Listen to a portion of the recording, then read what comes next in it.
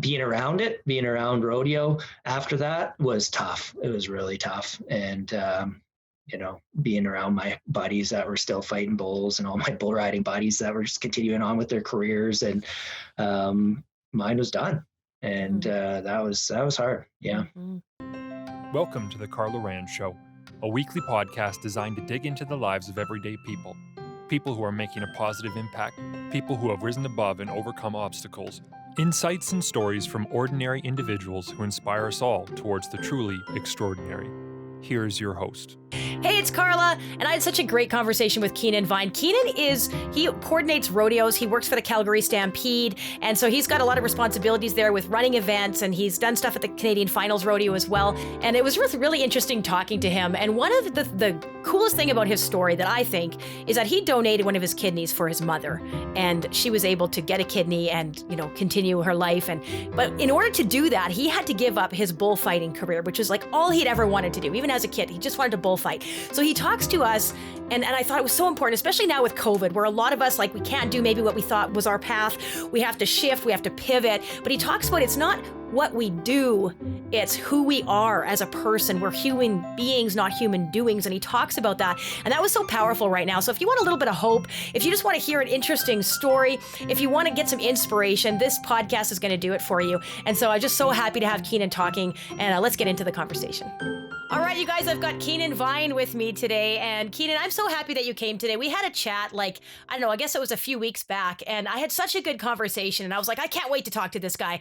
So Kynan, can we start, can you just tell us a little bit about, what do you do? Who's Kynan Vine? What is your job right now? Let's just give people a little bit of context for that. Sure. Well, I work for the Calgary Stampede. I'm the manager for rodeo and chuck wagons at the Calgary Stampede. And what that job entails is my team, we are charged with and work on producing the rodeo and the chuck wagons, obviously during the Calgary Stampede. And then we also produce a number of other rodeo events and different Western events throughout the year and throughout North America. So on a normal year, we're pretty busy year round with that sort of thing. And then, I also work on the production crew with the Canadian Finals Rodeo and work with a number of other rodeos and events on the production side of things as well. So yeah, I was kind of happy. I was like, okay, I know that with COVID and you guys are shut down, I was like, I bet you could go on my podcast, but I get a regular year, it probably would be a lot harder to get you on my podcast, I was thinking. So I'm glad you're here.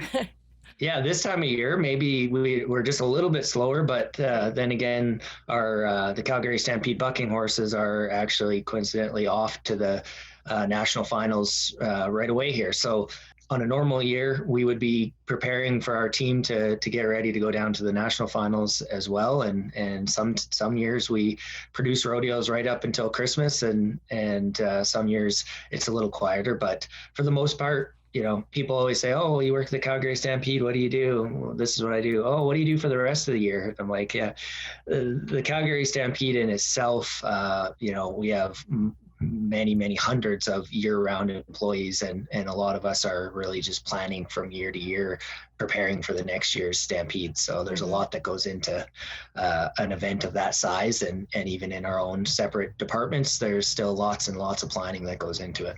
Yeah. It sounds really fun to me. I know we talked about this a little bit. It sounds really fun, but it also sounds like a whole lot of work.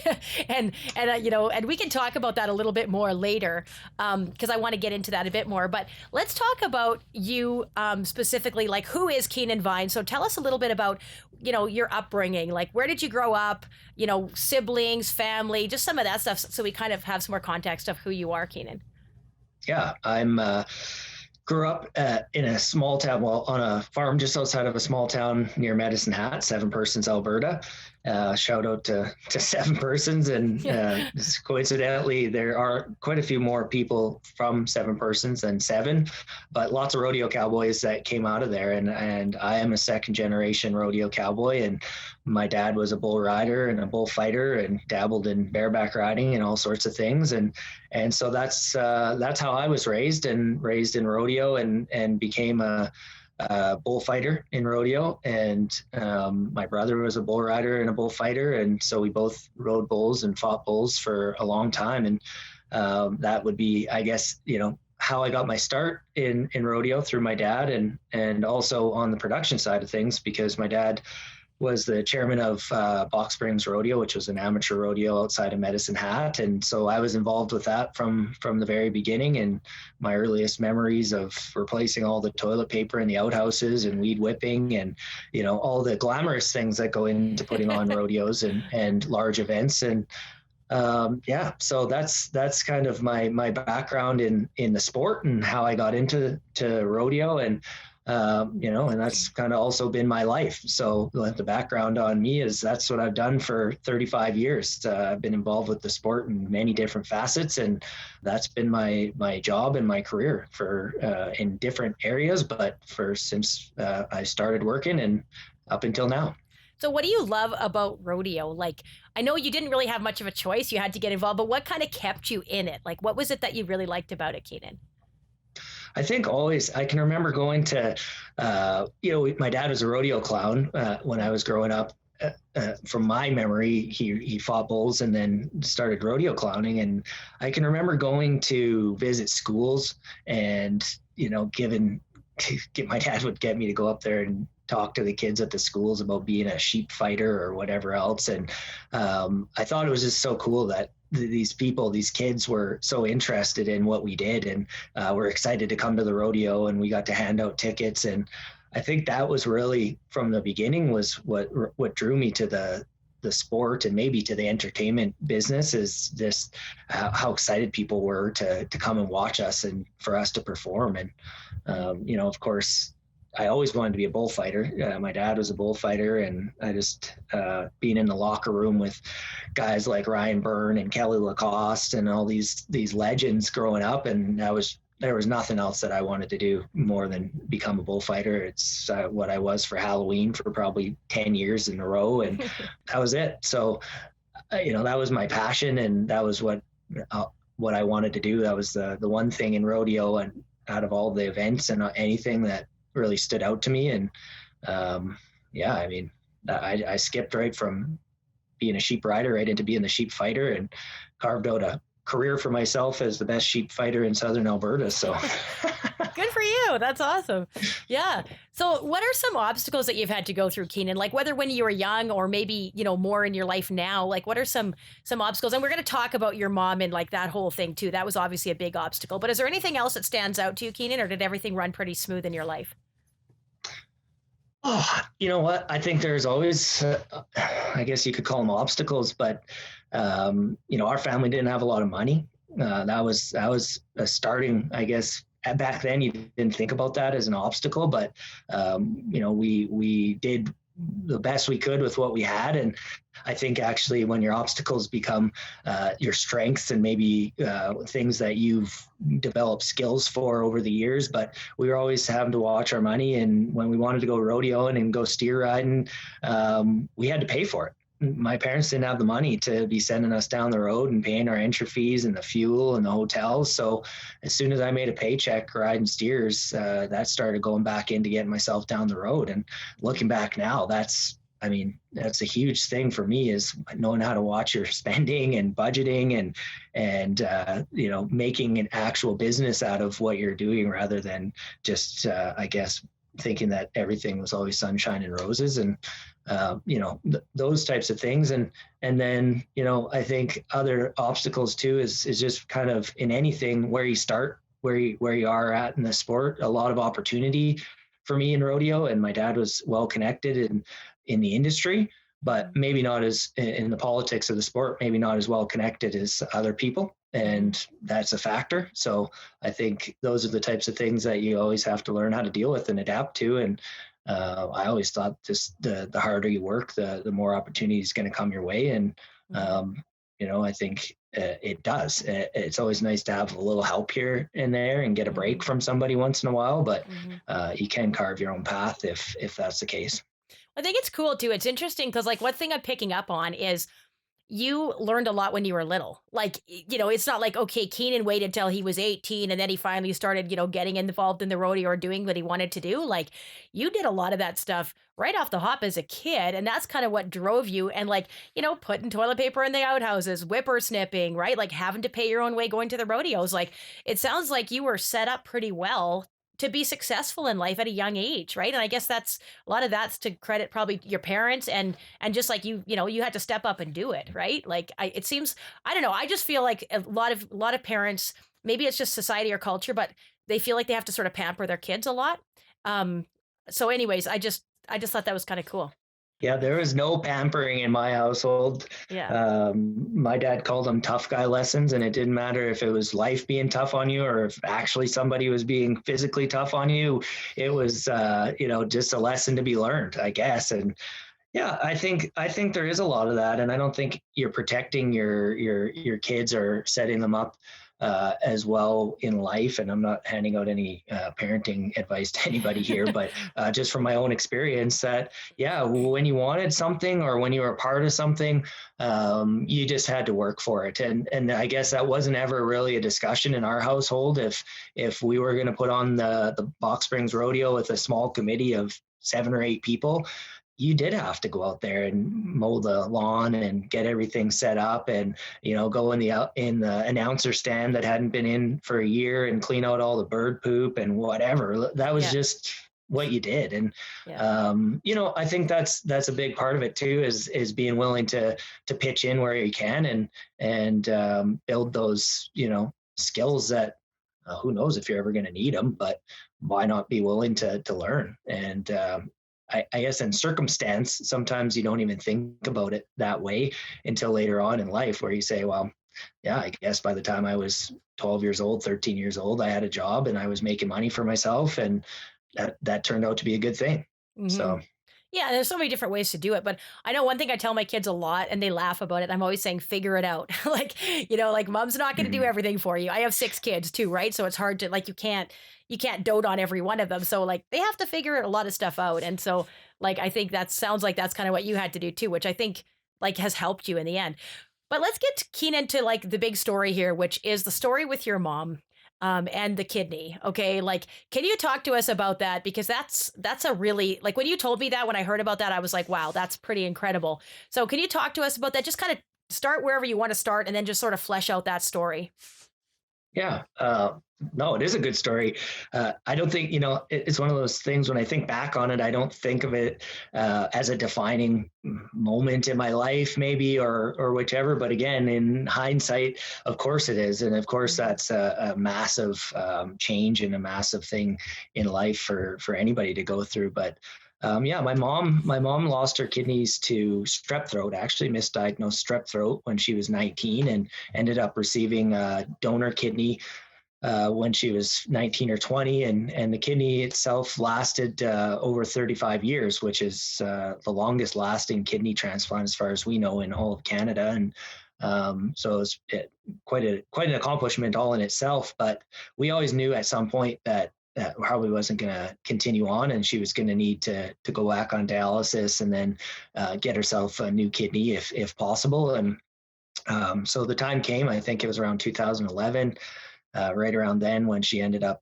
having to go on dialysis, and her kidneys were at zero function, or her one kidney. And so then we started the process of finding her a donor. And so our family, of course, went through the process of getting tested to see if we were a match. And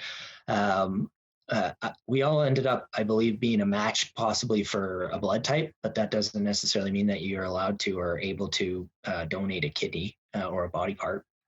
So coincidentally, at the time, there's a program that started called the Paired Exchange Program, which started in Canada. And it's a really neat program for kidney donation, where if you are a match with your blood type to your partner or somebody that you want to donate to or needs a kidney, they put you in a pool with all these other pairs of people. And after a certain amount of cycles, they can eventually they'll match everybody up, and they do a simultaneous kidney donation across Canada. So there were people involved that were from Halifax, Nova Scotia, and Regina, Saskatchewan, and all the way to British Columbia involved in our circuit. And fortunately, in 2013, I was able to donate a kidney to somebody else, and my mom received her kidney.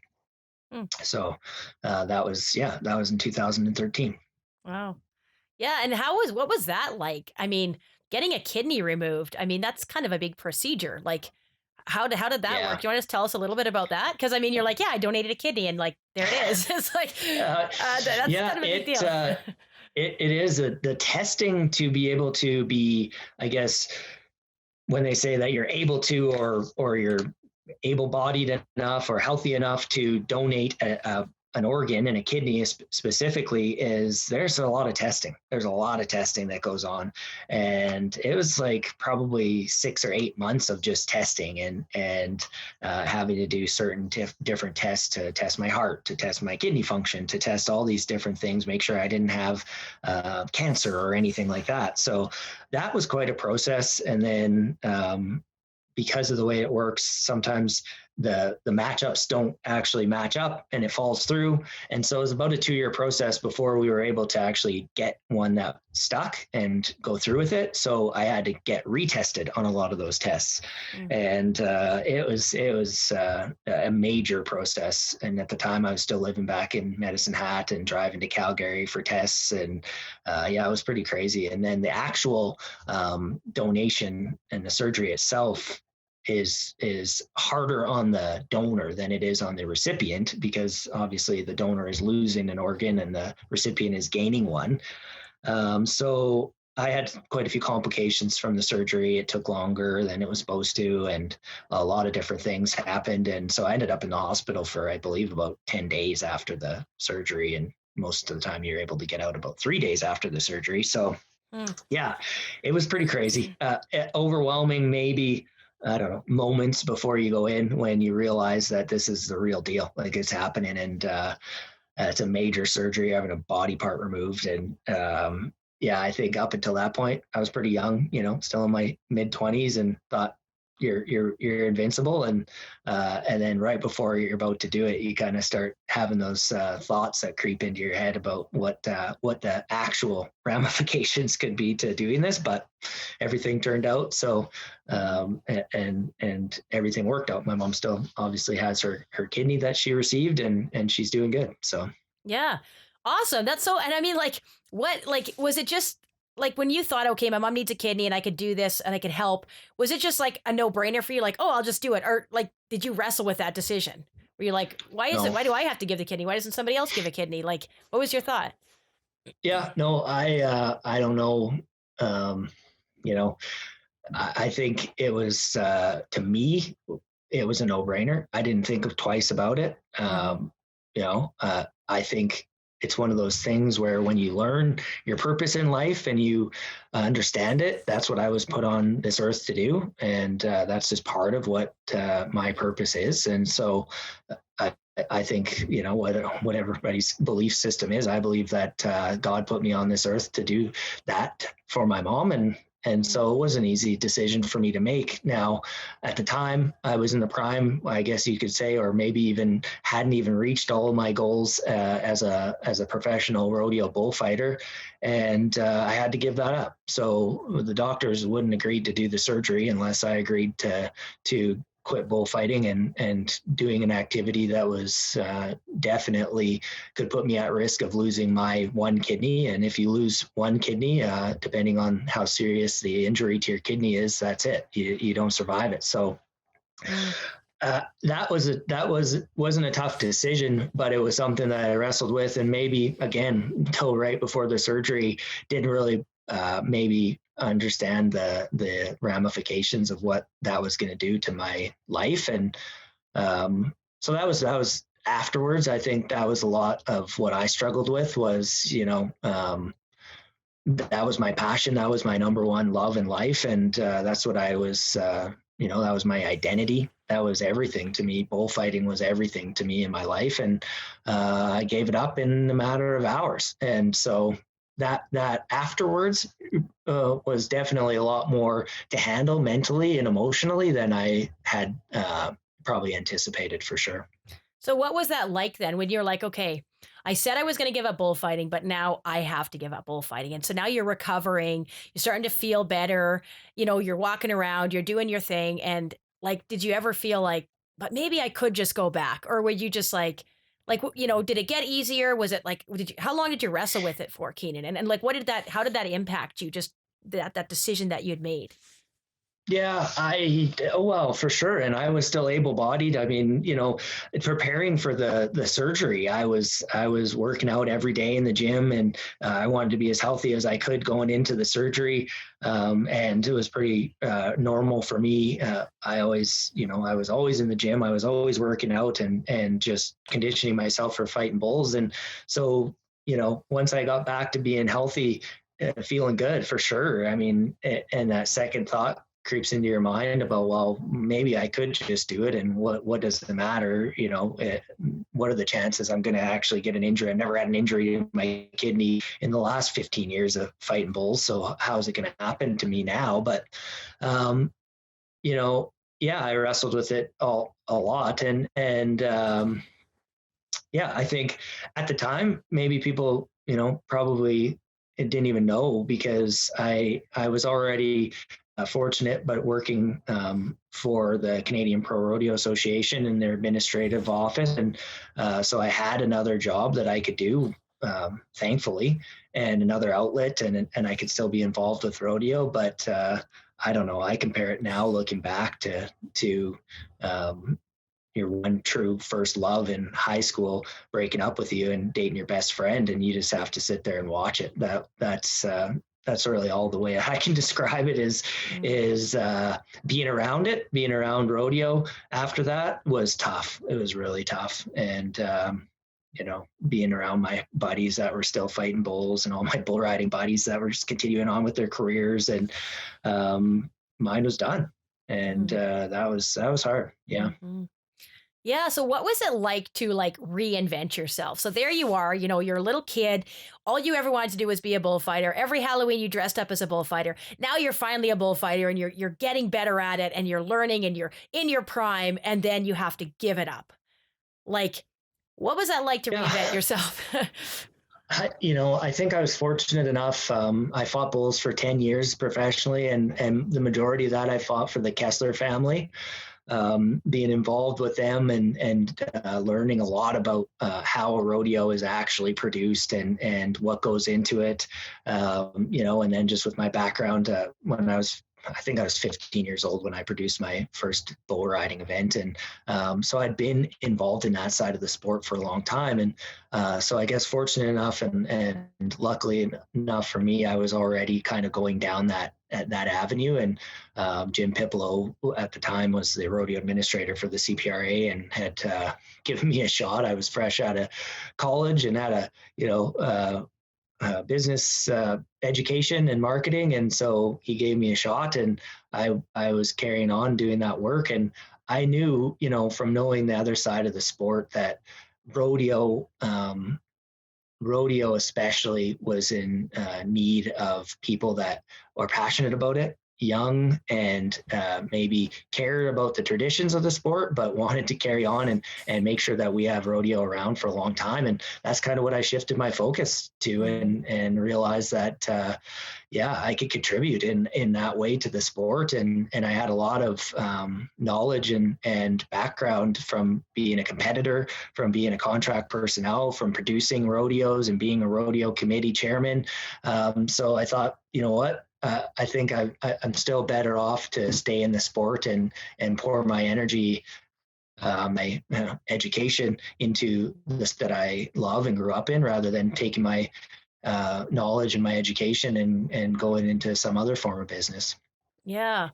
Yeah. So what lesson do you think that people can learn from that?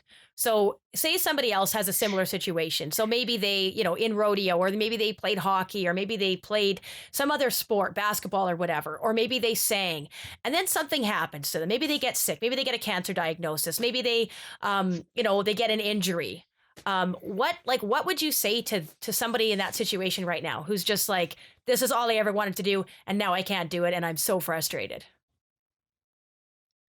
I think, a saying that I love, and I guess when it comes and actually manifests itself in real life, and the rubber hits the road, that's where I guess you find out whether a tool that you've learned or a saying or something really does work. And my experience with the saying is that we are not human doings, we are human beings. And so we aren't defined by what we do.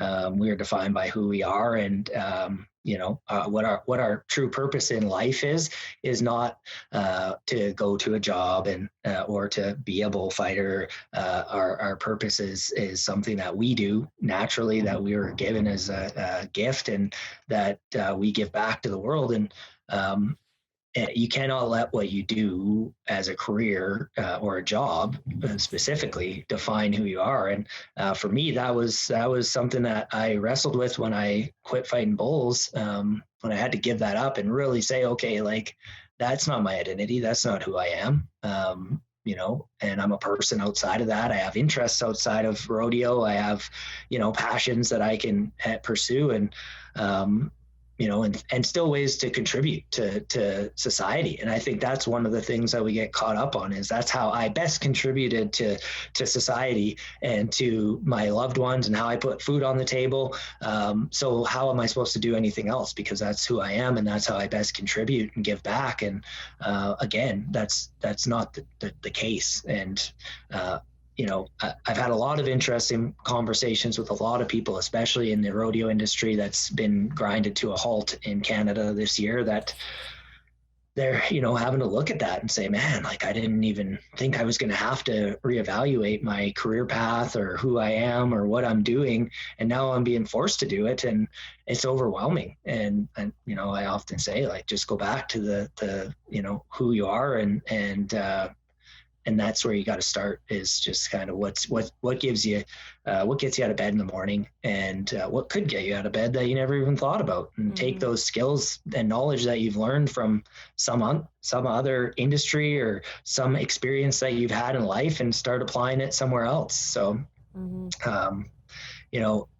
of my, I would say, people that I look up to, especially in the industry of entertainment, his name is Johnny Greco, and Johnny actually was the senior vice president of production for the Las Vegas Golden Knights when they started. He's worked in the industry in the Olympics. He's worked for WWE Wrestling, and now he's over starting the new franchise in Seattle, the Kraken. And I just look at him and being adaptable and taking his skills and adapting them to from wrestling to the Olympics, to that could be in volleyball or whichever, and television and hockey. And I think, there you go. If he can do it, if he can take a set of skills that he's learned and picked up and developed, and a system that he thinks works, then we can all do it. So, and people do that every day in life. They show that they pick up a certain set of skills and they carry it on into a different industry. So I think when you sit back and look at the skill sets that you've picked up, whether you're a hockey player, a professional hockey player, or what you are, there's so many soft skills that you get out of that can be transferable into just about anything if you apply it. So true. And I think, like what you just said, I really think it's going to give a lot of our listeners a lot of hope right now, because there's, COVID's going on, and maybe like their job isn't working out, or the career that they were hoping, or their business or something. And it's like, well, how can you pivot and do something else then? Like, how can you take, like you said, those skills that you have and do something else? I run my life a little bit differently. I'm an extrovert. And so for me, it's not what I'm doing, it's who I'm with. So as long as there's a lot of people, everyone's fired up, we're excited, I could be doing rodeo, or I could be doing fitness, or I could be doing many other things. I do love fitness, by the way, but there's a lot of things. But there's some people that they just have that one thing in their mind, and that's all they want to do. Like you had with bullfighting, right? All I want to do is this one thing. And I think to be able to say, okay, but what is it about that one thing that you love?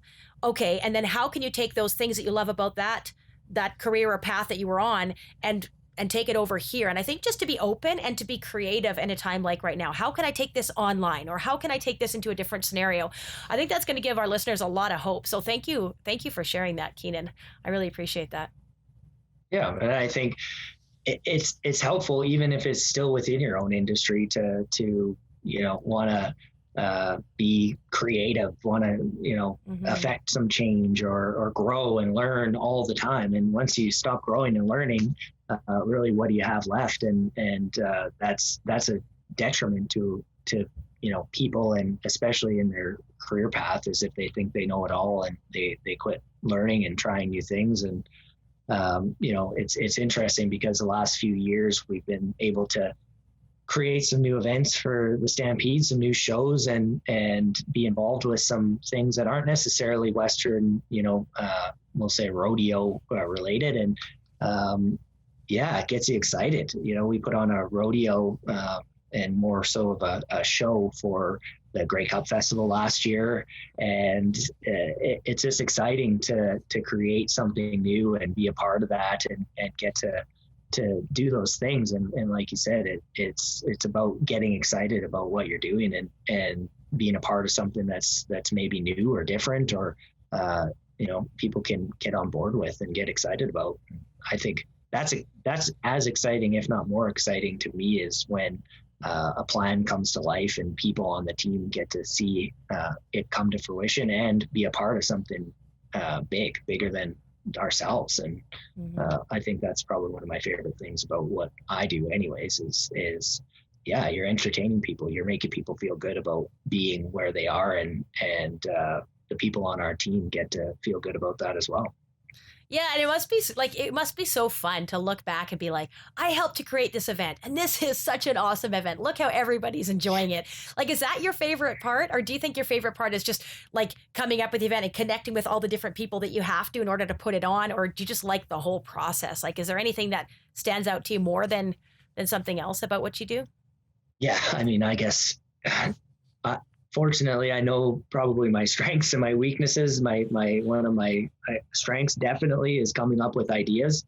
I love coming up with new ideas and helping other people come up with new ideas, whether that's for their rodeo or for their business or in their life. And the organizing and the planning, I do a lot of leading and leaving that up to people that are very, very good at what they do, and making sure that the execution of that happens. And then during the event, I think I love the bringing that joy and excitement, and seeing the crowds when they react to something that you've built and you've created, and a moment that you actually made just for them to feel excited or feel emotional and sad, or whatever that emotion is that you were wanting to create, and it happens. I don't think there's a better feeling to me than that. And I think that part is to me, and it's always been about that,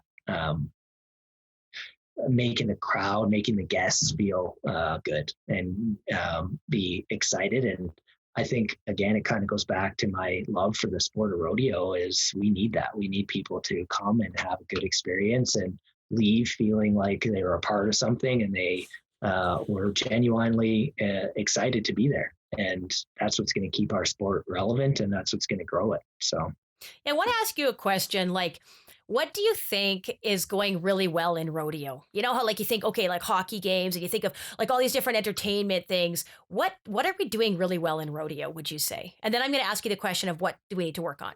So. Oh, I hope you got a couple hours. No, what we do really well in rodeo is we connect with people on a grassroots level. We create events for our communities. We get support from people within the community, and we provide a form of entertainment that's family friendly, and people can connect with. It's exciting. It's understandable, I think, for the most part, for sure. And our industry, the people in the industry are very relatable. They are, it could be your next door neighbor. And I believe we do that really well. In the last few years, I actually also believe that we have started to be very much more progressive in the entertainment and how we position it, and the actual product that we are putting in front of people, and starting to really focus on that as an industry, and especially I would say the rodeos that have the means and the capabilities to do so. But I'm seeing that we are adapting and wanting to learn and bringing people from outside the industry and other industries to help us do that. And up until, I for a lot of years when I was involved with rodeo production, we all thought we just had to do it ourselves. And here's what the people like, and let's just give it to them. And now it's really getting refined, and these teams of people that are production people are really stepping up their game. And to me, that's really exciting. And I think, another side of the sport that is doing really well, that we're moving in the right direction on, is our animal care and that side of things. And there's a lot of misconception that we're just, fighting the activists and doing all this stuff in response to them. And really it's not. The activists are, they're extremists. They have their point of view that will not be changed. But what we're doing is we're doing things for the right reasons for the animals. We choose to use animals for sport, and they are our partners in the industry, so they need to be treated that way and treated with respect. And people need to see that we actually do a lot for our animals, and we really, in the industry, we do respect them. But we're doing a better job now of communicating that and showing people really how much we care about these animals and how much we do to make sure that they are number one in the event. Cool. Yeah, thank you. Yeah, what should we improve, Kynan? Like, what do you think in the rodeo industry, when people are putting on rodeos, what do we need to change? What's maybe not going as well?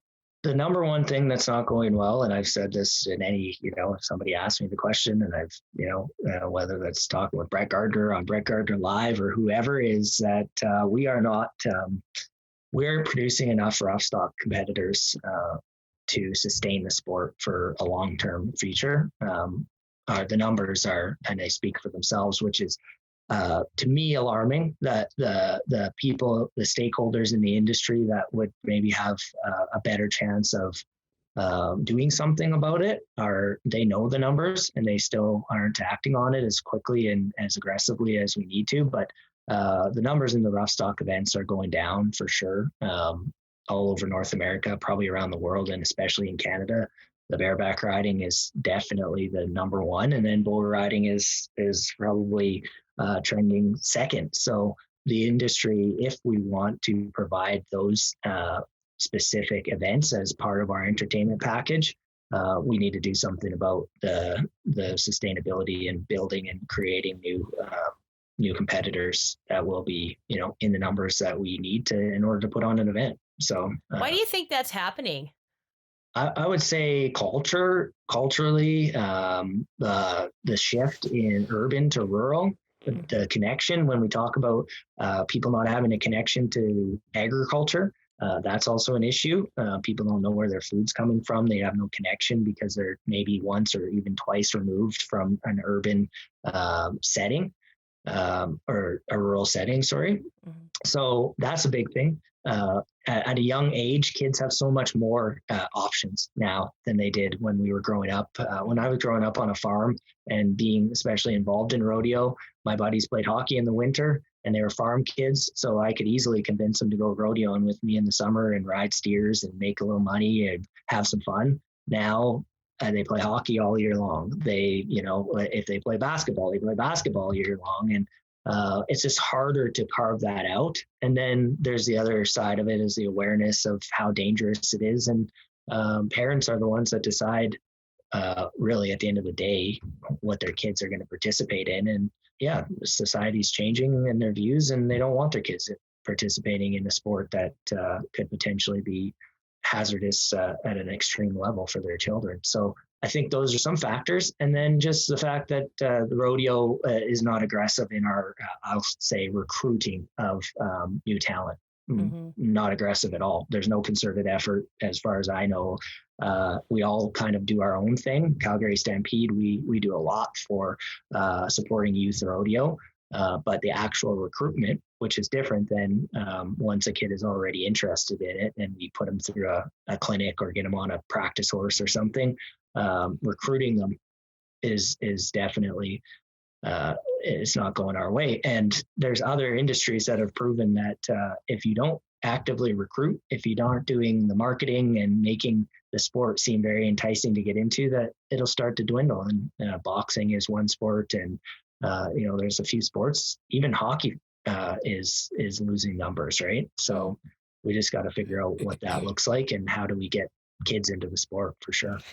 Well, when you said parents don't want their kids involved, I'm thinking I've got 5 boys. We all live on a farm, and the boys love to jump on the mini horses. And I got one kid, like he's done a little bit of the rank mini pony thing, and I'm just like, yeah, but I'm not real keen to have them involved. So like I'm probably the parent that's maybe holding it back, because I could put 5 boys in the industry, but like providing that they wanted to go. But I agree. I think people, like even on trampolines, now there's protection like around the trampoline. We never had that when we were a kid. Everybody's got to wear a helmet. Everybody's got it, like it's just safety, safety, safety, safety. So what parent isn't going to be criticized for putting their kid in bull riding or bullfighting or bronc riding or anything like that? Like it's a little bit of a stretch. But yeah, that makes sense to me, and I can totally see why. And again, like just fewer people on farms to begin with, fewer people even around livestock. Never mind rough stock, right? So I think that's a huge factor. Absolutely. Yeah. And, we're not just doing a good enough job of communicating. Like if I said to you, you have 5 boys and maybe they don't know what they want to do when they grow up necessarily, and maybe they don't know what college they want to go to yet. But, in rodeo, especially in the rough stock events, you can get a full ride scholarship to just about any college in the United States that has a rodeo team, some good universities, full ride, don't have to pay for anything. Kids can start making a summer wage of, riding steers if they're good enough. Kids make $12,000 riding steers in the summer when they're 12 years old. So there's some things like that I think even rural parents that maybe are, again, not as connected to the industry don't even know. And, there's examples of that. Connor Hamilton's a bareback rider from Calgary, and he got into it in his own way and ended up on a scholarship. And now he's a professional bareback rider. And, he was going to be a hockey player and decided that career wasn't going to work out for him. So he made the shift. And, I think we don't do a good enough job of communicating that. JB Mooney has made $7 million in his career riding bulls at 33 years old. And, there's these guys that do make a legitimate living in the sport and in the industry. And maybe it's not even within the actual competition. Maybe they become a Brett Gardner and become an announcer, but there is careers within the industry. And again, how are we sharing that with people that may be like you, that are a fringe, person that has brothers that were in the industry and family that's been in the industry. And, if you realize that you could put all 5 of your kids through college and not have to pay a cent, you might be a little more interested in getting them on the back of a bucking horse. And then I'd be like, okay, guys, we're going to have a training session now. If you're going to go there, you darn well better win, and we better get the money back. And Exactly. Yeah. No, that's cool. That's good. So is there anything left that you kind of think that you want to tell our listeners right now? Anything, Kynan, that's kind of burning in your mind that you're just like, I'd like something that maybe would improve their life, or anything else about rodeo or otherwise? I don't know. I think, at this time right now, there's a lot of frustration. There's a lot of people that are at their wits' end with what's going on. And then also the fear of the unknown and then the actual trauma of losing your job or whichever. And like I said, I think all that we can do right now is be adaptable and be positive. And it doesn't do anybody any good to be negative and spread negativity. And, I'm not saying that you have to be naive to the situation, but in life in general, you got to look at things and create value out of all things. And that's one of the big things for me is what are the lessons that we can learn from anything, whether that's a relative that's passed away or a hard breakup that you're going through. You have to have been able to find value from that relationship, find value from that job, or maybe even from that tough situation. And I would say that's one thing that I've personally been having to do a lot for the last 9 months is look at the value and look at the things that have happened in my life this year that I mean, I've never in 35 years had a summer off from rodeo, and to go fishing every, weekend, and camping and spending time with my family, and reevaluating and looking at my own life and my balance wheel of life and how I spend it. So, there are benefits, there are upsides to every situation if you're willing to look for them and create that value. Yeah, thank you for saying that. Honestly, like to be brutally honest, I've been having a little bit of a struggle lately with my mindset because I want to be positive and I typically am, but I've just been kind of getting drugged down. And so it's just a good reminder what you just said. Be like, okay, Carla, you got to stay positive anyways. Like, I don't care how long you feel like, oh, I'm trying to, like, you just got to keep at it because being negative is going to do nothing. Like, it's not going to do any good for anybody. No. So it's like, you got to stay positive. You got to stay on it. And yeah, so I thank you for sharing that. I appreciate that, Kynan. Where do people go to find you if they want to just learn more about what you do, or maybe they want to learn more about the Calgary Stampede? Where's a good place for them to go? I think probably the easiest place to find me is on Instagram. And if they come and look for me on Instagram, they're probably going to see probably a lot of fishing photos and videos. And my wife's a photographer, and she takes some photos of me, which I'm lucky that I don't break the camera. And I like to cook, and so you're going to see probably quite a bit of that on my Instagram. But that's the best place to find me. And hopefully, once we get back to doing what we do, then you'll be able to connect with me through rodeo and what we're doing. And if anybody has any questions specific to rodeo and that side of the industry, easy enough to follow me on Instagram, Kynan_Vine, and reach out to me through there. And Facebook too, right? I am on Facebook as well. Yeah, I know. That's where I saw you because I had befriended you somehow. And then I saw your post about food. And because I'm a nutritionist too, I'm like looking at the food. And so I'm like messaging him like, did you make that yourself? And you're like, yeah. I'm like, wow, like that's pretty impressive, So yeah, so you've got lots of cool stuff. And like your fishing photos, amazing. You caught like this huge, was it like a sturgeon? Sturgeon, big fish. You guys got to go check that one out. That was pretty cool. And then you wrote a story about it. I don't know if you have a link on your Instagram, but you like wrote a story all about it. That was awesome because I'm an English teacher. I don't think I have a link yet. It's up on the Wrangler Network, blog post, and I just recently did that in October, and it's an interesting, again, one of those stories. You have the time to do it. Went fishing for sturgeon. I've fished all my life and been fortunate enough to fish for around different places in the world and all over, but went sturgeon fishing in my hometown in Medicine Hat. Never done it before, and we were catching big 50-60 pound sturgeon. It was nuts. That's awesome. It was awesome. Yeah. Cool. Great. Well, good for you, Kynan. Thank you so much for being on here. Thank you for all the stuff that you shared, the positivity, and just like to help us get through life. And I love what you're doing. And if anybody wants to get involved in rodeo, like go ahead and get your kids involved. It can get a scholarship. For sure. That's my message today. Get your kids involved in rodeo, and then you don't have to pay for their schooling. There you go. Awesome. Okay. Thanks so much, Kynan. Appreciate you being on here. Thanks, Carla. This episode is brought to you by my company, Power Fitness Online. We are a tight-knit fitness community, and we guide you every step of the way to get fit and stay fit through our live workouts, nutrition coaching, and incredible support team. Go to powerfitnessedson.com to learn more. Thank you for tuning into the podcast today. If you enjoyed it, please leave a positive review on Spotify, Stitcher, Apple Music, or wherever you're listening. And if you're watching on Facebook or YouTube, I would love to see your comments. I would love to know what you think about this episode and interact with you. I love hearing from you. Once again, I'm Carla Rand, and this is The Carla Rand Show, and I can't wait to see you next week for our next episode.